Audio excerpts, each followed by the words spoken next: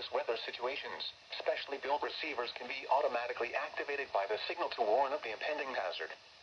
Tests of the signal and receiver's performance are normally conducted each Wednesday between the hours of 11 a.m. and 1 p.m. If there is a threat of severe weather, the test will be postponed to the next available good weather day. Reception of this broadcast, and especially the warning alarm, will vary at any given location. This variability, normally noticeable at greater distances from the transmitter, can occur even though you order. To provide the most consistent and dependable warning service possible, the warning alarm will be activated for watches and warnings affecting only the following southeast lower Michigan counties: Livingston, Oakland, Macomb, Washtenaw, Wayne, Lenawee, Monroe, and St. Clair.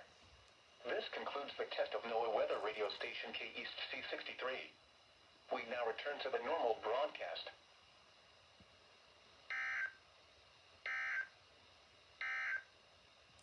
These are the 11 a.m. observations for Wednesday. At Detroit Metro Airport, it was mostly sunny.